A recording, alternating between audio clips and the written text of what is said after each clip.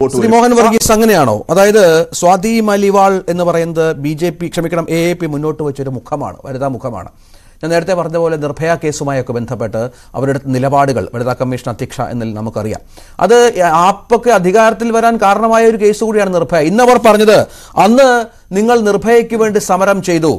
സ്വാതി മലിവാൾ പറയുകയാണ്, നിങ്ങളൊക്കെ അവർക്ക് വേണ്ടി മുന്നിൽ നിന്നു, ഇന്ന് എനിക്കെതിരെയാണ് നിങ്ങളുടെ നീക്കം. എന്താണ് ഉദ്ദേശിക്കുന്ന ചോദ്യം വളരെ കൃത്യമായി തന്നെ ആം ആദ്മിയോട് ചോദിക്കുകയാണ് Swati Maliwal. Shri Ranjith, who will blink first എന്നൊരു ചോദ്യമുണ്ട് ഇംഗ്ലീഷിൽ. ആരാദ്യം കണ്ണടയ്ക്കും? ഇവിടെ ആദ്യം കണ്ണടയ്ക്കാൻ വിധിക്കപ്പെട്ടത് ആം ആദ്മി പാർട്ടി തന്നെയാണ്. കാരണം ഈ വിഷയം വെളിയിൽ വരുമ്പോൾ സ്വാതി മലിവാളുമായി ബന്ധപ്പെട്ട വിഷയം ആദ്യ 2 ദിവസം പുറം ലോകം പറഞ്ഞില്ല.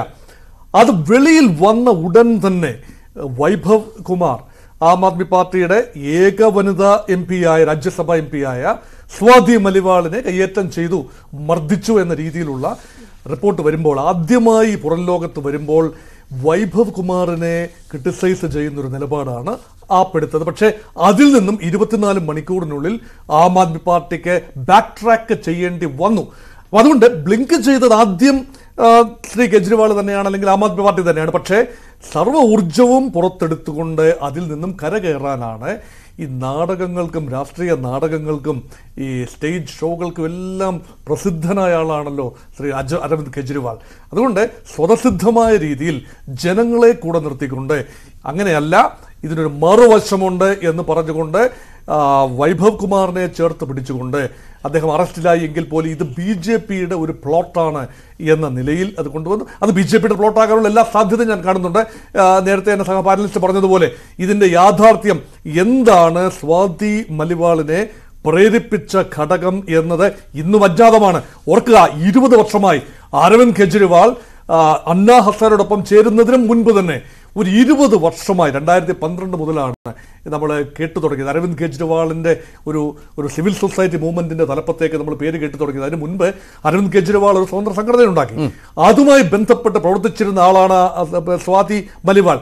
അതുമാത്രമല്ല, ഒരു പരിധിവരെ മനീഷ് സിസോദിയയുടെ സഹചാരി കൂടിയായിരുന്നു സ്വാതി മലിവാൾ. അപ്പൊ അങ്ങനെ ആം ആദ്മി പാർട്ടിയുടെ തുടക്കകാലം മുതൽ അതുക്ക് മുമ്പ് കെജ്രിവാളുമായി ബന്ധമുണ്ടായിരുന്ന സ്വാതി മലിവാൾ ഒരു ചെറിയ മീനല്ല. അങ്ങനെ വരുമ്പോൾ ആ വ്യക്തി എന്തുകൊണ്ടാണ് ഈ നിർണായക സമയത്ത്, വേണമെങ്കിൽ പറയാം, ഭംഗ്യാന്തരേണ് പറയാം, കഴിഞ്ഞ 3 മാസമായി സഹോദരിയുടെ ചികിത്സയുമായി ബന്ധപ്പെട്ട് സ്വാതി മലിവാൾ വിദേശത്തായിരുന്നു. അതുകൊണ്ട് തന്നെ അരവിന്ദ് കെജ്രിവാളിന്റെ അറസ്റ്റും അതിനുശേഷമുള്ള മോചന സമയത്ത് ഒന്നും തന്നെ വേണ്ട രീതിയിൽ ഫലപ്രദമായി മാധ്യമങ്ങളുടെ മുമ്പിൽ വരാനോ ജനങ്ങളിലേക്ക് ഇറങ്ങാനോ ഒന്നും സാധിച്ചില്ല. അതിന്റെ കാര്യം പറഞ്ഞ് അങ്ങനെ ഉണ്ടായ അരവിന്ദ് കെജ്രിവാളിന് ഉണ്ടായി എന്ന് പറയുന്ന നീരസം തീർക്കാനായി കേജ്രിവാളുമായി സംസാരിച്ച് എല്ലാം പറഞ്ഞ് സെറ്റപ്പാക്കാനായി വന്നപ്പോഴാണ് ആകസ്മികമായി സംഭവിച്ചതാണ് എന്ന രീതിയിലാണ് ഇപ്പോഴത്തെ വിവരണം. അതാകാനുള്ള ഒരു സാധ്യതയും ഞാൻ കാണുന്നില്ല. തീർച്ചയായും ഇങ്ങനെ ഒരു ആളിന് ഈ കോർപ്പറേറ്റ്, ശ്രീ രഞ്ജിത്ത് ഒന്ന് ആലോചിച്ച് നോക്കൂ, ഈ ആം ആദ്മി പാർട്ടിയുടെ കോർപ്പറേറ്റേഴ്സുമായിട്ട് സംസാരിക്കുന്ന, അല്ലെ കൗൺസിലേഴ്സുമായി അരവിന്ദ് കെജ്രിവാൾ സംസാരിക്കുന്ന സമയത്ത് ഒരു MP ആണ് കടന്നു വരുന്നത്. പ്രോട്ടോകോളിലൊക്കെ MP എത്ര മുകളിലാണ്. അപ്പൊ MP കടന്നു വന്ന് അരവിന്ദ് കെജ്രിവാളിന്റെ PAയോട് സംസാരിച്ചു വേണോ? അതൊക്കെ ഈ പാർട്ടിക്കകത്ത് നടക്കുന്ന കാര്യങ്ങളല്ലേ. അപ്പൊ ഇതിനൊരു നടത്തിപ്പ് വശം ഉണ്ടായിരുന്നു. പക്ഷേ ആ പ്ലോട്ടെങ്കിൽ അരവിന്ദ് കെജ്രിവാളിന്റെ വീട്ടിൽ വന്ന് ഇങ്ങനൊരു സംഭവം അവർ ആസൂത്രണം ചെയ്താണെങ്കിൽ അത് നേരത്തെ മനസ്സിലാക്കാൻ ആം ആദ്മിക്ക് കഴിയുന്നില്ല എന്നുള്ളതാണ്. BJP ഇങ്ങനെ ഒരു ആസൂത്രണം നടത്തി എന്ന ആരോപണം വൈകി ഉയരുന്നു. കാരണം ആദ്യം തന്നെ ഞാൻ പറഞ്ഞതുപോലെ സഞ്ജയ് സിംഗ് അടക്കമുള്ളവരാണ് ഈ വിഷയത്തിൽ മുന്നോട്ട് വരുന്നത്. ജയിലിൽ നിന്ന് ഇറങ്ങി സഞ്ജയ് സിംഗ് അടക്കമുള്ള മുന്നോട്ട് വരുന്നു, സ്വാതി മലിവാൾ സപ്പോർട്ട് ചെയ്യുന്നു. അതിനുശേഷം പിന്നീട് ഒരു പുറകോട്ടൊരു യൂട്ടേൺ ആണ്, എല്ലാത്തിനും യൂട്ടേൺ ആണ്. അത് എങ്ങനെ സംഭവിച്ചെന്നുള്ളതാണ്. കാരണം തുടർച്ചയായി നമുക്കറിയാം, അരവിന്ദ് കെജ്രിവാൾ പുറത്തിറങ്ങിയ ശേഷം ആം ആദ്മിക്കുണ്ടായ ഒരു എഡ്ജുണ്ട്, ദില്ലിയിലടക്കം അയാളുണ്ടാക്കിയ ഒരു ഇമ്പാക്റ്റ് ഉണ്ട് വലുതായി തന്നെ. പക്ഷെ അത് പൂർണ്ണമായും ഇല്ലാതാകുന്നൊരു പശ്ചാത്തലമല്ലേ ഇപ്പോൾ ഒരുങ്ങിയിരിക്കുന്നത്. BJPക്ക് വലിയ രാഷ്ട്രീയ ആയുധം എറിഞ്ഞു കൊടുക്കുകയായിരുന്നില്ലേ ഇവർ തന്നെ? ഇപ്പം ശ്രീ രഞ്ജിത്ത് നോക്കൂ, ഈ സ്ത്രീ വിഷയവുമായി ബന്ധപ്പെട്ട ലൈംഗിക അതിക്രമമായിക്കൊള്ളട്ടെ, കായികമായ അതിക്രമമായിക്കൊള്ളട്ടെ, സ്ത്രീകളുമായി ബന്ധപ്പെടുന്ന വിഷയങ്ങൾ എപ്പോഴും അതത് പാർട്ടികളെ പ്രതിരോധത്തിലാക്കുന്നു.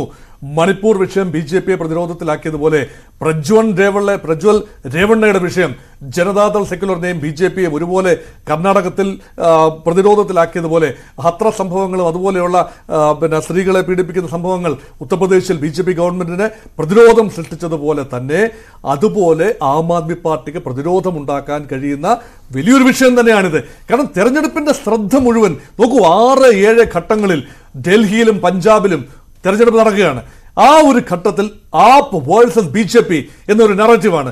കോൺഗ്രസിന്റെ പ്രധാന സീറ്റുകളെല്ലാം അതോടെ കഴിയും, പഞ്ചാബ് മാത്രമേ ഉള്ളൂ ബാക്കി. അപ്പൊ അവിടെ ആം ആദ്മി പാർട്ടിയെ പരമാവധി ഒരു പ്രതിരോധത്തിലാക്കുക, അതിന് ഏത് മാർഗവും ഉപയോഗിക്കുക എന്നത് സ്വാഭാവികമായി BJPയുടെ ഭാഗത്തുള്ള ഒരു അജണ്ട ആകണമെന്ന തെളിവ് ഇപ്പോൾ തെളിവില്ലാതെയാണ് പറയുന്നത് ഓർക്കണം. അപ്പൊ അങ്ങനെ ഒരു കാര്യം പെട്ടെന്ന് നാടകീയമായി സംഭവിക്കണമെങ്കിൽ പാളയത്തിൽ തന്നെ പടയുണ്ട്. ഒരു MP തന്നെ മുഖ്യമന്ത്രിക്കെതിരെ ആം ആദ്മി പാർട്ടിയുടെ വനിതാ MP തിരിഞ്ഞിരിക്കുന്നു.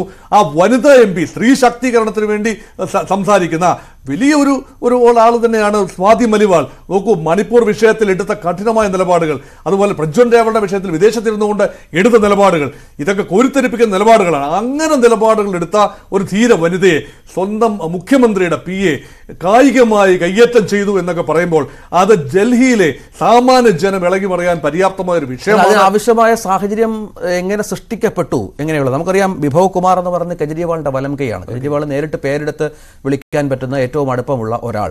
ഇവിടെ ഈ തുടർച്ചയായുള്ള സമരങ്ങൾ കെജ്രിവാളിന്റെ ജയിൽ വാസവുമായി ബന്ധപ്പെട്ട് നടക്കുമ്പോഴൊന്നും ഈ പറയുന്ന സ്വാതി മലിവാൾ എങ്ങുമില്ല, ഒരു നേതൃത്വ തലത്തിലുമില്ല.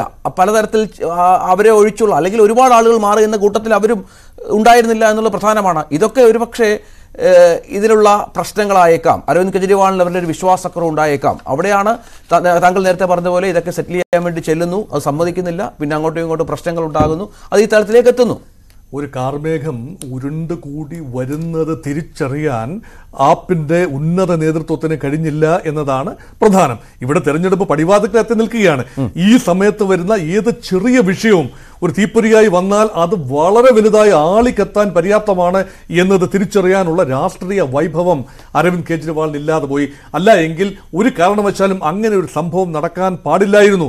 സ്വാതി മലിവാൾ പരമാവധി പ്രൊവോക്ക് ചെയ്യാനായി തന്നെ വന്നു എന്ന് തന്നെ കരുതുക. അവിടെ ഒരു പ്രൊവക്കേഷന് വിധേയനായി ഒരു സംഭവം ഉണ്ടാകാൻ പാടില്ല. ഇനി അങ്ങനല്ല, എല്ലാ ദൃശ്യങ്ങളും വെളിയിൽ വരികയാണ്. ആപ്പിന് സക്സസ്ഫുള്ളായി ആ ഫുൾ വീഡിയോ ഹാജരാക്കാൻ കഴിയുന്നുണ്ട് എങ്കിൽ, എഡിറ്റഡ് വേർഷൻ അല്ല, അത് ഹാജരാക്കാൻ കഴിയുന്നുണ്ട് എങ്കിൽ ഇത് മുഴുവൻ ഒരു നാടകമായിരുന്നു. സ്വാതി മലിവാളിന്റെ ഭാഗത്തു നിന്ന് നടന്ന ഒരു വലിയ പറാട്ട നാടകം തന്നെയായിരുന്നു അത്. ഇത് തെളിയിക്കാൻ കഴിഞ്ഞാൽ BJPയുടെ മുഖം നഷ്ടപ്പെടും. ഒരുപക്ഷെ BJPയും സ്വാതി മലിവാളും തമ്മിലുള്ള ബന്ധം ഒരുപക്ഷെ പുറത്തു വരും. അങ്ങനെയൊക്കെ വരാൻ ഇത് രണ്ട് തലയുള്ള വാളാണ് രഞ്ജിത്ത്. അതുകൊണ്ട് ഇതെങ്ങനെയും തിരിയാവുന്ന ഒരു അവസ്ഥയിലാണ് ഇപ്പോൾ നിൽക്കുന്നത്.